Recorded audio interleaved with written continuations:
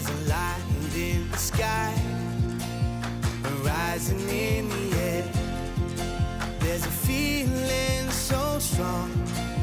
It's time to light the fire, like a bright shining light. Learn, getting more out of life. Learn, sharing time with friends, feeling so strong.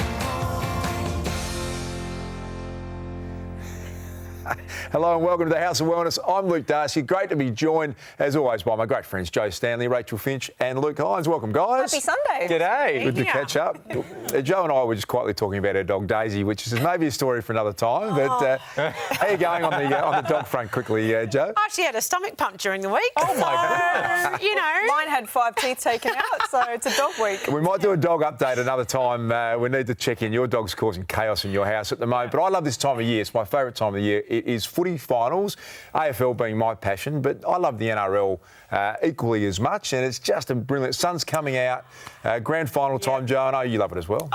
It's so exciting. I'm a passionate Collingwood supporter, but I love seeing anybody just get behind their team. There's so much passion and joy and the heartache and the victories. It's wonderful. I love sport. You grew up in far north Queensland, Rach. Are you a fan of the NRL still or not? Every weekend I was screaming for the Cowboys, so very much an NRL fan, and because it was so close to home. But now that I moved to Sydney, it took me a while to get into AFL, but now GWS Giants, so... The problem is trying to please people when they ask about a team is that if you show that you're into one team, there's always further questions. Yeah. And it's those further questions that always trip me up. So I'm like, I'm into the Bombers for sure. Get off the fence, mate. You barrack for the Bulldogs. So we're going to sort that out right now. That's not going to happen. And, Joe, you're a big fan of the AFLW. It's been one of the great initiatives in recent times. And as a father of a 14-year-old daughter who's playing, it's been sensational.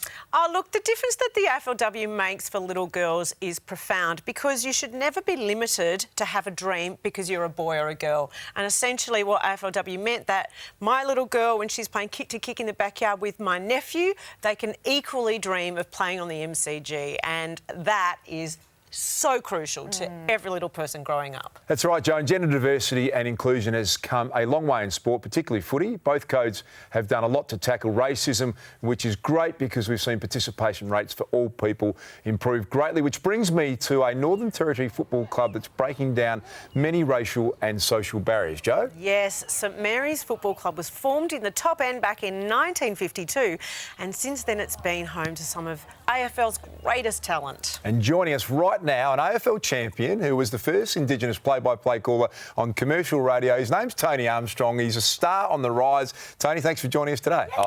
Thanks.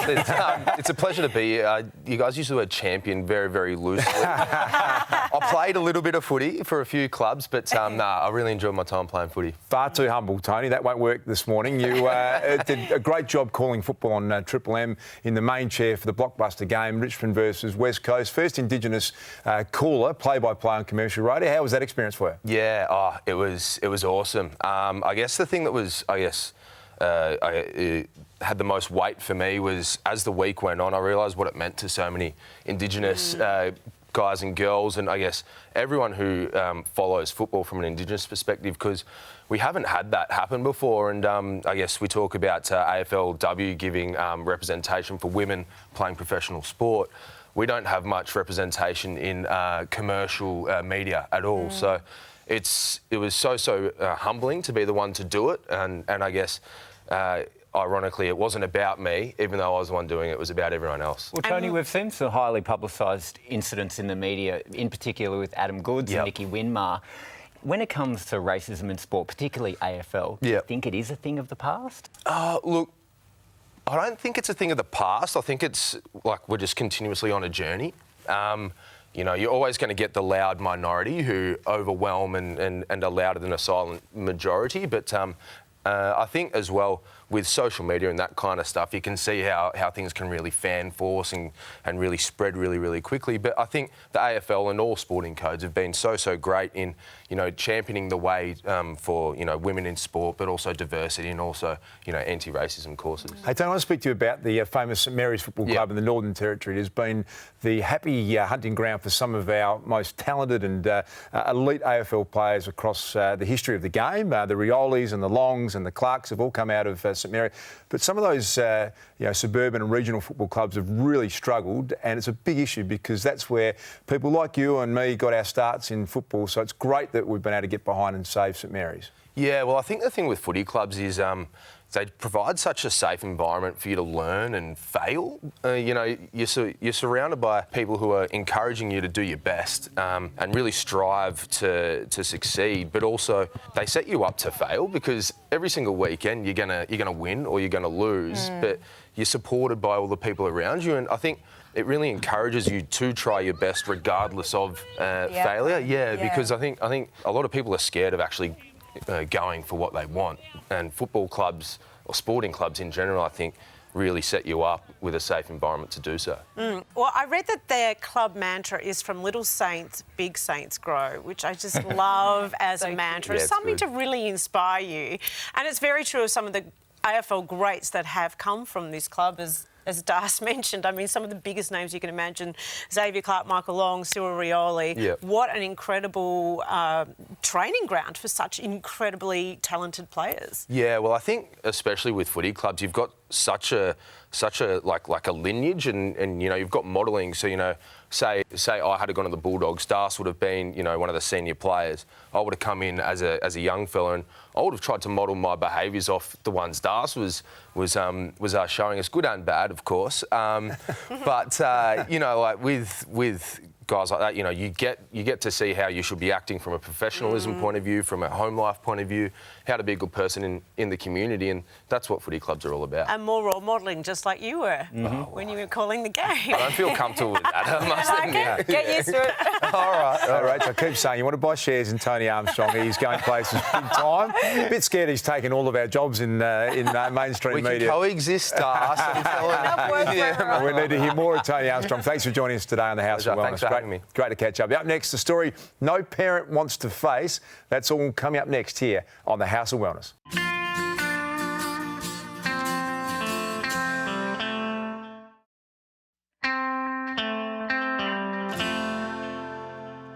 Welcome back. We've all got our yellow ribbons on as September is Childhood Cancer Awareness Month. It's a global initiative that's all about raising funds to find better treatments and hopefully a cure for this devastating disease. It is a really confronting subject, but it affects so many families. 1,000 Australian kids will be diagnosed with cancer this year, and tragically 1/3 of those kids diagnosed are under 4 years old. Yeah, this issue has touched our hearts more than any that we've ever covered on the show. Gold is the international colour of childhood cancer awareness, and you can show your support by buying a gold ribbon, a wristband or a pin. Look, guys, it's absolutely vital that everyone gets behind this cause so that kids and their families have access to the support and the therapy treatments that they need. It can make all the difference, as it did for the cutest toddler called Ellie. On August 10th, I was on the way to Mum's place to drop Ellie off, and Ellie vomited again. So I took her to the paediatrician. He took various tests, x-rays, bloods, and he said, "You've got a very sick little girl." And then it was basically, you need to go to the hospital right now. Yeah. You don't go home, go straight to the hospital. She was extremely sick when I first met Ellie and her parents. Within, I think, a day of coming to see us at the hospital, we had her in the intensive care unit. She had a tumour the size of a football on the left side of her chest. Her tumour was enormous. It was pushing on her lungs. It was pushing her heart out of the way. She was on life support. And at that time I thought, I wish we could just take it out, and, I'm prepared as her mother to take it on because I didn't want her to endure what she was enduring. We used chemotherapy in her case for 2 weeks and she had no response. In fact, the tumour grew. Her condition was worsening by the day, and it was essential to find some way of shrinking the mass. Time was running out. Ellie was immediately enrolled on the Zero Childhood Cancer program. We were able to have her tumour DNA fully sequenced inside of 2 weeks. Everybody is working together to analyse that data, to get the results back, to work out what it means. They worked day and night around the clock, and we got a result. It was a brand new, not described before mutation, and there was a drug that 6 children around the world had been treated on. We got that drug here. The thing that blew my mind was that it was a syrup, a bit like Panadol. Day by day, the improvements were amazing. Yeah. By week 6, they said to us, guess what? She's going into the ward. And we were so excited. It was remarkable actually seeing how much her tumour shrank over a relatively short period and how little the effects of the drug had on her normal tissues. And I could see her mouthing words, and Rob actually said, I think she's trying to say something. By October 10th, they decided to take the tracheostomy out, and she said, Mama. Didn't she? Oh. And she hasn't stopped talking since. No. She keeps babbling. Wow, doesn't that tear right at the heart? And joining us now is leading figure in the Zero Childhood Cancer Program. Welcome, Dr. David Ziegler. Hi, how are you? Thanks for joining us, David. Can you tell us exactly what the Zero Childhood Cancer Program does? So the Zero Childhood Cancer Program is basically about taking all the technology we have, all the research tools, and bringing that for every child in real time to see if we do the most in-depth analysis of their tumour that anyone's doing in the world to see if we can find a personalised treatment for each child. And this is for the children who have the most aggressive cancers, sometimes incurable cancers, trying to find new options for them. OK, so we saw Ellie there and her family. It was just so encouraging to see the incredible progress from a child who was so ill going into remission. What are the most common cancers that you see in children? So the most common cancer we see is leukemia, and actually the childhood leukemia is one of the greatest success stories in modern medicine. We can cure about 90% of children with the most common forms of leukemia. The next most common form of cancer is brain cancer, and in many of those cases we have much lower success rates, and sometimes we still have brain cancers that remain incurable from the day we see them. So these are the ones we're really focusing on, the ones where chemotherapy and radiotherapy, all the things we've used for the last few decades, hasn't worked, and trying to find new innovative, cutting-edge treatments for these children. Doctor, as we saw in the package, Ellie is one hell of a fighter. She is. What are some of the latest treatments that are really making a big difference? So the key here is really about finding the right drug for each child for their particular tumour. In Ellie's case, the genetic change we found in her tumour we only see in probably less than 1% of tumours. Wow. But in her case, it was absolutely critical.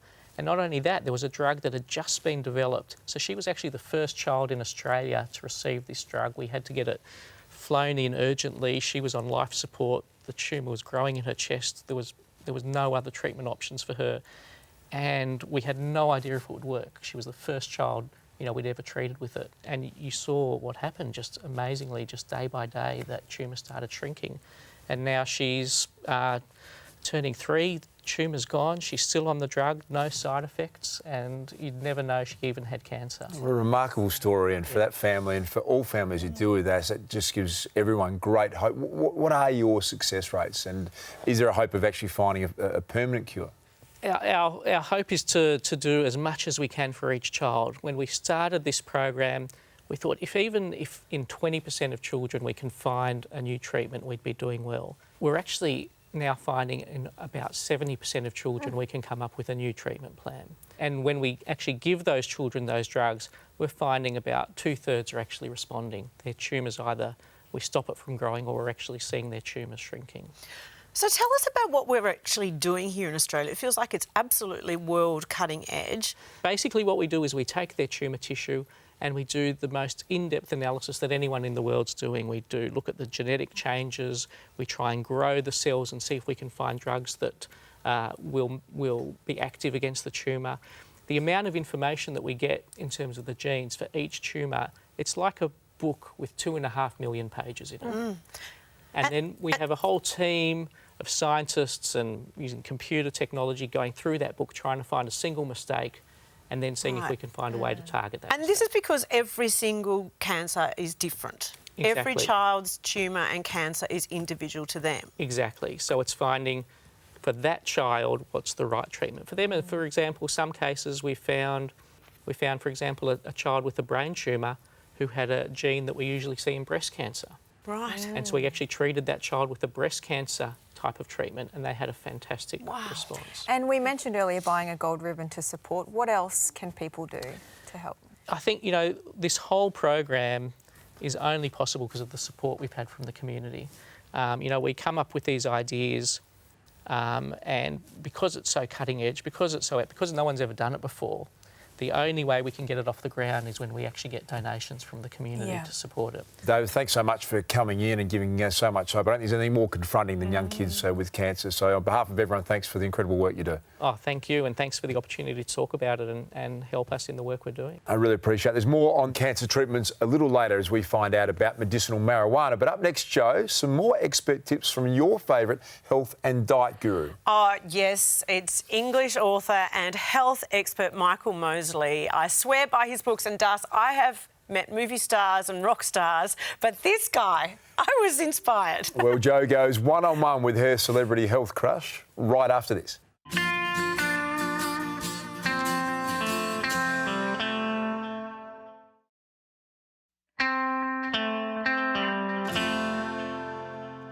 You're watching The House of Wellness. Over the past months, we've seen British TV presenter Dr. Michael Mosley share his insights into fasting, diabetes, and his latest hit, the 800 Diet. You are a big, big fan, Joe. I really am. I find his work and research into eating and exercise fascinating and inspirational, and what's important, really easy to follow. And Darcy even cured himself of type 2 diabetes with his unique approach.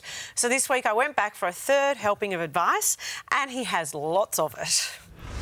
I've learned some great tips from your books, and I'll just go through some of them. Number one, don't mistake thirst for hunger. Yes, there's a lot of people, they think they're hungry, and there's all sorts of other stuff going on. Maybe they're thirsty, maybe it's simply they're bored. Boredom is a great driver of hunger. And the other thing is that, you know, often people think they're hungry when it's just that time of day, because your brain has got used to eating always at 2 o'clock or 1 o'clock, whatever it might be. So you go, oh, I'm hungry, it's 1 o'clock, I need to eat a sandwich. But it probably isn't. And if you let it ride past, then your stomach goes, OK, fine. I love this tip. Don't call exercise, call it activity. Yeah, no, absolutely. I think the problem with exercise is we're told how enormously good for us it is, but a lot of people hate it. So as I said, yeah, call it activity and build it into your life so you can't avoid it. So I live at the top of a steep hill.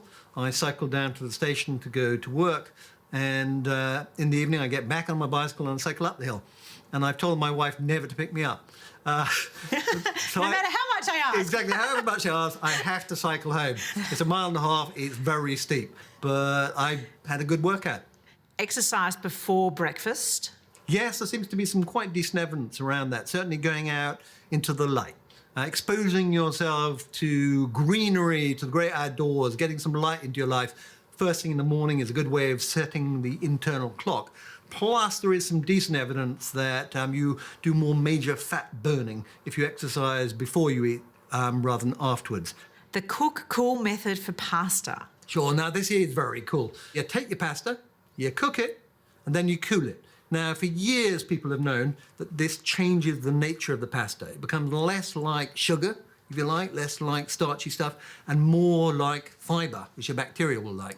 And what no one had ever done was, what happens if you reheat it?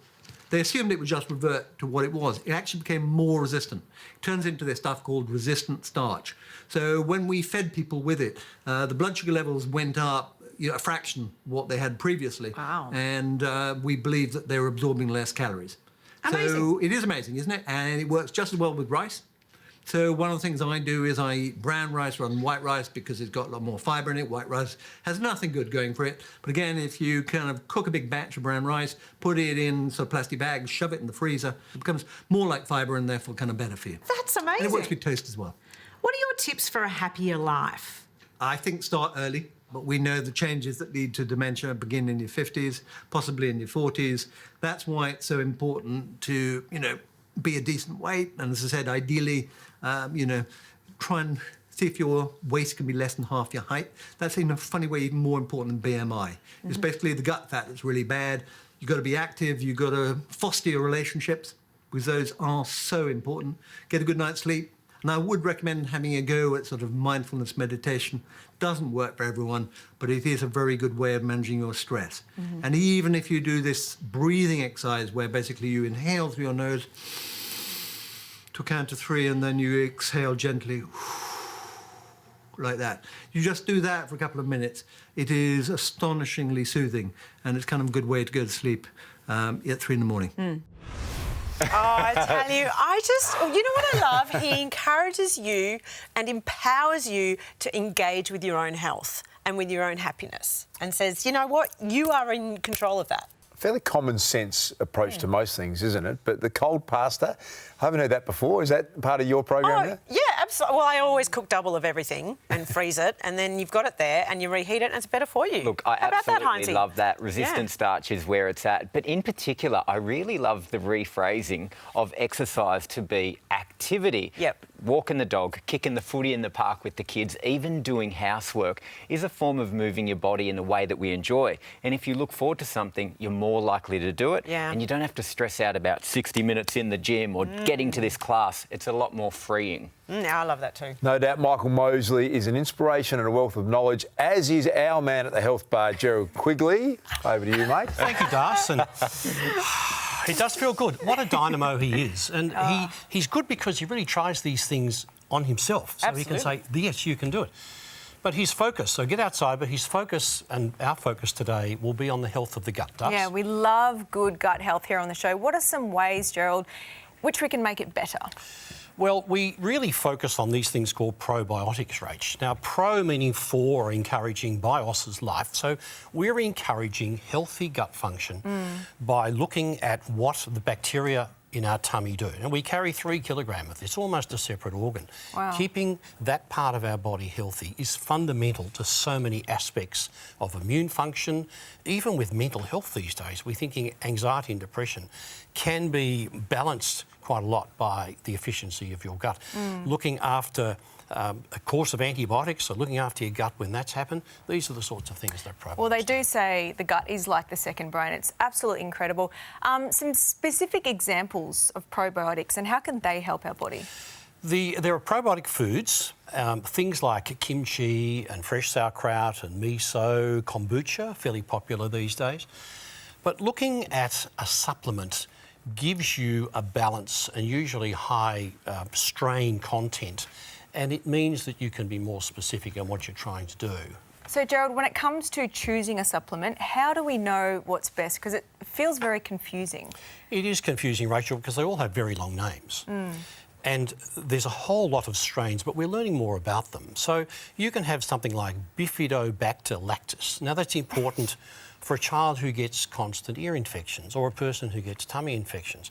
Lactobacillus acidophilus, important for they're good names, aren't they? Yeah, great. It's easy for me to say. Exactly. Good for upper respiratory tract infections as we're coming out of winter. And also for important for cystitis and things like that. And the other thing, which is really exciting, is Lactobacillus rhamnosus, a strain for those who struggle with eczema. So they're just 3 of dozens and dozens of different strains that have specific roles. So there's specific examples of probiotics. What about food? We know yogurt is a good source. Yogurt, really important. That's fermented milk. But bear in mind, in some brands and some styles, the bacteria actually can be destroyed as part of the processing. But yogurt certainly is a go-to that you can enjoy every day. And who would benefit most from taking a probiotic supplement? Someone struggling to get over eczema, someone who suffers from ongoing infections in their upper respiratory tract, someone recovering from antibiotics where their gut microbiome is disrupted, and probably also that person who struggles with cystitis, very common issue which particularly drives people crazy. As always, you help us digest this information Rach. so easily. Thank you, Gerald. The A to Z of Vitamins is brought to you by Go Healthy, New Zealand's #1 premium supplement brand, now available in Australia.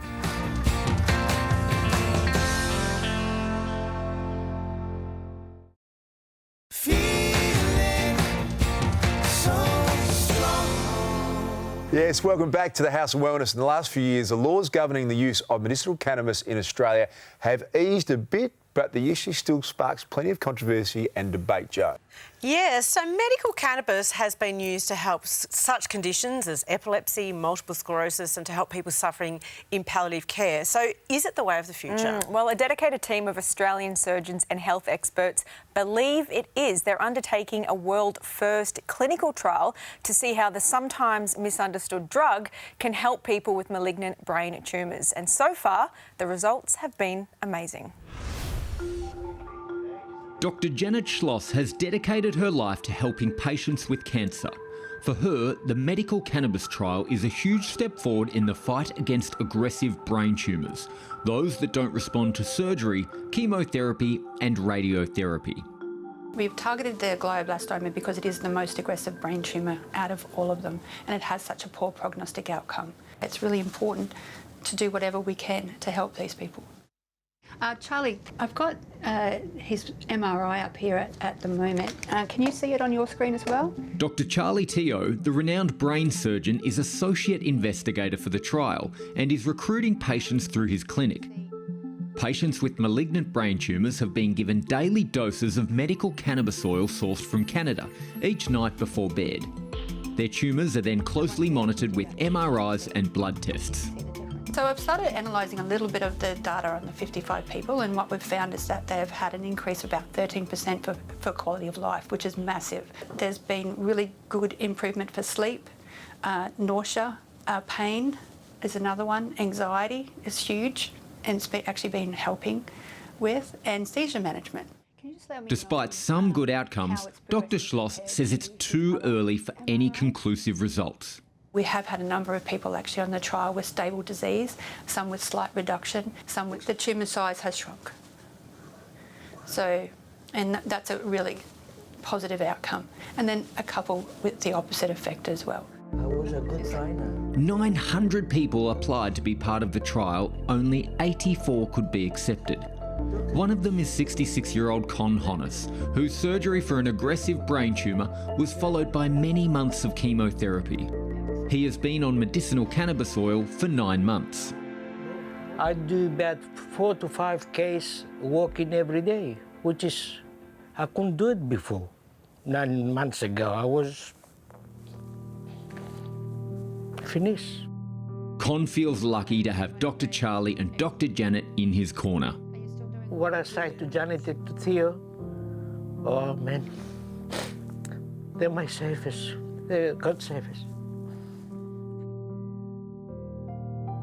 I think I'm very honoured and blessed to be able to work with a lot of these people. Every one of them is so grateful to be on the trial, even if it's worked or hasn't worked as much for them.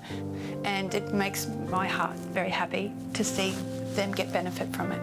Dr. Schloss says it's only through groundbreaking research like this that improvements can be made in medical treatments. She's grateful to have the support of Dr. Charlie Teo and Bioceuticals, who are funding the trial. Bioceuticals have been absolutely brilliant in helping us. We need the input for both the money to be able to conduct a clinical trial and the people who believe in it. And that's what Bioceuticals have actually done. Despite the stigma still attached to using medical cannabis, Dr. Schloss hopes this world-first research will progress to the next stage, where hundreds of patients can take part. If we can use medicinal cannabis in conjunction with standard treatment to not only increase their survival rate but also their quality of life, you know, that makes a huge difference for the patients and the person themselves, which is the most important thing, and their family. Muriels Story is a 48-year-old mum. 14 months ago, she had a brain tumour removed and she has taken part in the medicinal cannabis oil trial. So, Muriel, thank you for coming in this morning. You're welcome. What were your symptoms and can you tell us exactly what happened to you? The symptoms were quite surreal. Probably the main one was like crippling head pain.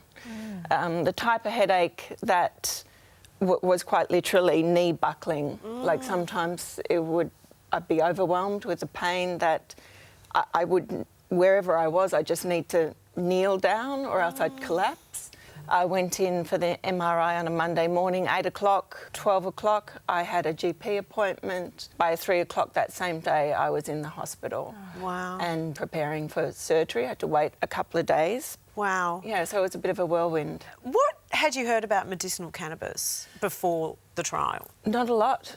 But I hadn't heard a lot about brain cancer, to be honest, before the trial either, or before getting sick. So everything was a new experience. I didn't know anything about medicinal cannabis until someone told me about the trial. They had heard it on the radio. Okay. And so I contacted them.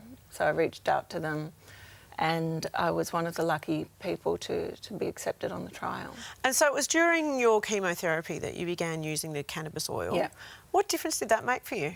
The traditional treatment can be really, really, well, it's really intense. You're basically having brain trauma every day, you know, for a long period of time. And with the chemotherapy as well, there are days when I felt like I didn't have any energy left, as in, and I know that sort of sounds a bit trite, but to explain it is like every element of energy had just been sucked from every cell of my body. Like there was nothing left.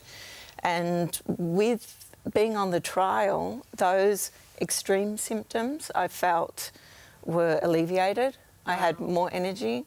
I was able to sleep. I wasn't as anxious. I was just being able to be more mindful of my energy, what my body required, and I was able to relax and get through the day. And It must have been so incredibly tough on you and the family. How are things going now? Really, really well. I go back and I have my MRIs every 3 months, and the gold star standard result for people with my diagnosis is unchanged. So, you know, I'm unchanged, and that's like so good to hear. It's the celebratory sort of thing. And 900 people applied to take part in that trial. How important do you think is it that it continues? It's hugely important, just the amount of people who were so keen to be involved, I think speaks volumes to how desperate people are for some sort of discourse around what's traditionally on offer. You know, this has been, the traditional treatment has been around for decades. So, and the resulting,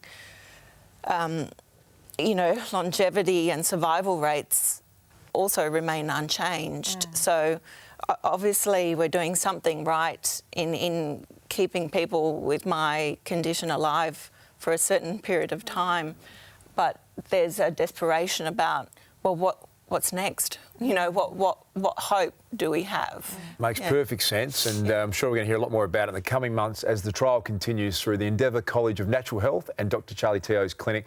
Best of luck to you, Muriel, and thank you for coming in this morning. You're welcome. Plenty more still to come on the House of Wellness, including a trio of Aussie mums who are truly great sports. That's next.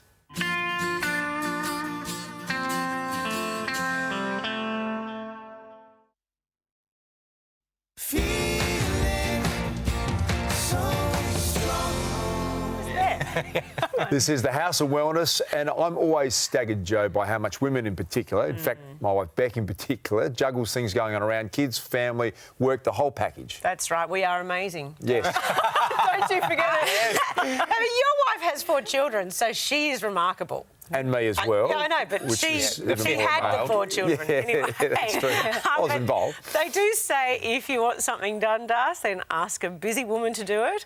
And 3 of Australia's most elite sports stars are living proof of that, as they never drop the ball when it comes to balancing their competitive achievements with winning at parenthood. Her face might be less familiar than the sporting icons either side of her, but netballer Katie Walker's achievements are every bit as impressive.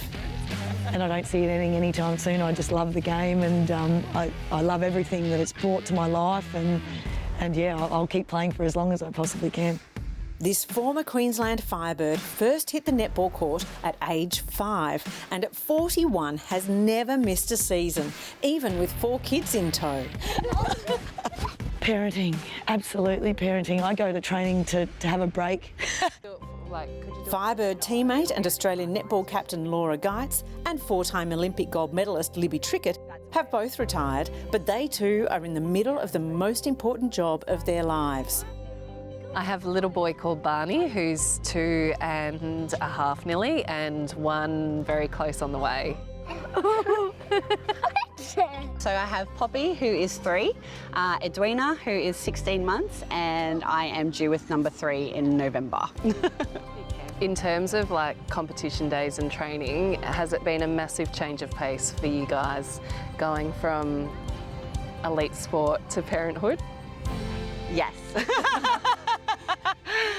Yeah, it's been incredible, I think, the difference.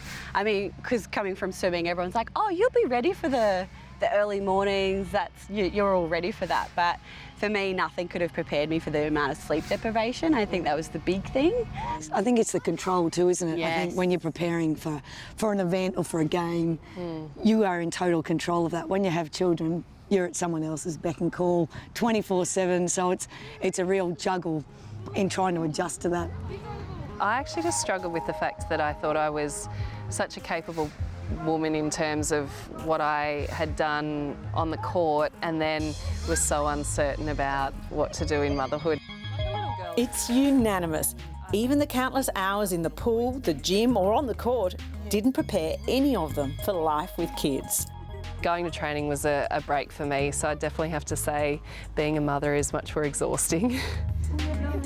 All 3 remain connected to their sports. Katie's still playing in Queensland's Sapphire Netball Series, Laura is a commentator for the game, and while Libby still swims for fitness, she's found a passion for mental health after suffering postnatal depression. Exercise has been a foundational element of getting better and getting the help that I needed. So, I feel really passionately about sharing that with people and sharing those experiences. I think it comes from wanting to normalise it, wanting to destigmatise it, breaking down those taboos that we've had so often in society. While post-children sport and fitness is integral to their lives, returning to elite competitive sport is difficult for most female athletes. I think perception is a big thing, and I think perhaps that's why a lot of women do plan it, that they do their sport, they chase their goals in their sport, and then they get married and they have children, and that's the sequence. But it'd be lovely to see that change. Clip you in. And the mindset is changing slowly across different codes and across generations. You know, travelling to away games with your child, having a nanny that travels with you, being able to take Barney to training for me was like a woman going to a workplace and being able to take her child with her, which I mean is incredible. So that support in our game of netball, I know I'm fully aware it's not in every code, but it's, you know, that's heading in the right direction. Then there's the issue of gender pay divide, but that's a whole other can of worms. Lucky these women are content with their achievements to date, including their new loves. Woo! Big cuddle and a kiss. Oh! Big kiss. Oh, big kiss. Zoey, our resident nutritionist, knows all too well the fun and games that come with motherhood, and here she is with a healthy twist on a decadent dessert.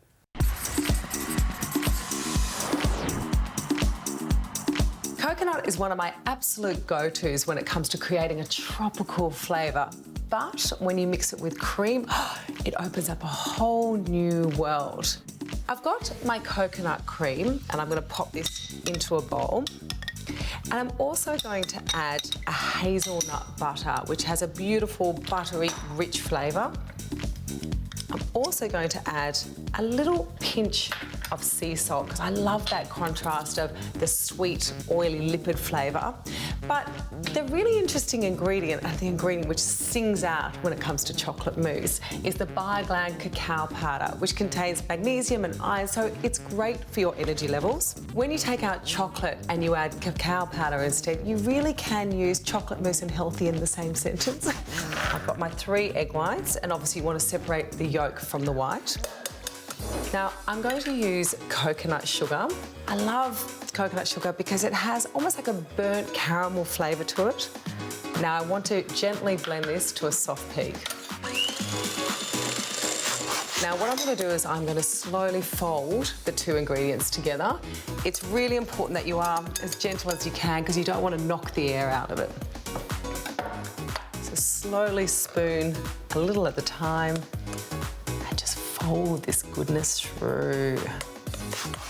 Spoon the chocolate mousse into individual glasses.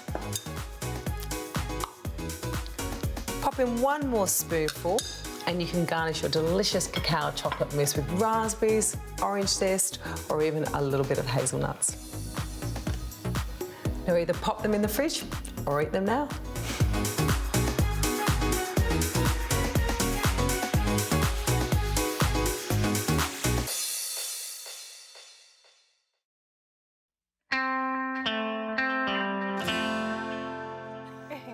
Well, welcome back to the House of Wellness. Each week we call him our guru behind the health bar, along with a couple other names from you, Hinesy. Oh, mate, it is all fair in love and war. Thank you at the health bar, that's for sure.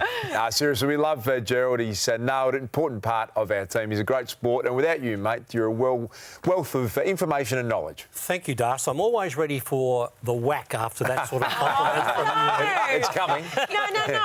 I love that you're here, GQ, because what people might not know is that you are a practising community pharmacist, if I can get that out, and a master herbalist. So that combination is really fascinating to me. Those skills are really unique. What it does, Joe, is essentially balance the illness trail, which is probably what pharmacists tend to do, with the willingness to get involved in helping a person stay well. And there's a fundamental difference. The drugs treat the disease. Where would we be without them? But more particularly, there's a lot of people, perhaps the worried well, who want to be as well as they possibly can. And that's where herbal medicines play a role, and I'm very passionate about that. So, Gerald, this year's theme is safe and effective medicines for all, which I think speaks to how crucial the pharmacist's role is for all of our families. We are the connecting bit, the connecting rod, Joe, between the doctor who prescribes and the person at the end of that rod who's looking for an outcome that's safe and gentle and effective. And all of that is the role of the pharmacist, an incredibly privileged position. Well, Gerald, to mark the day and the great work that you do and all your colleagues out there, wanted to pay special tribute to you. And we got together.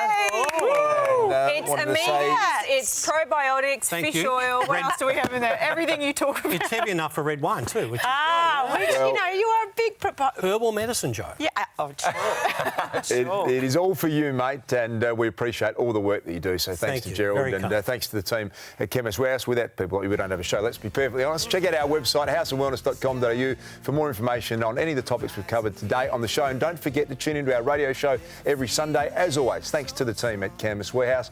We'll see you next time.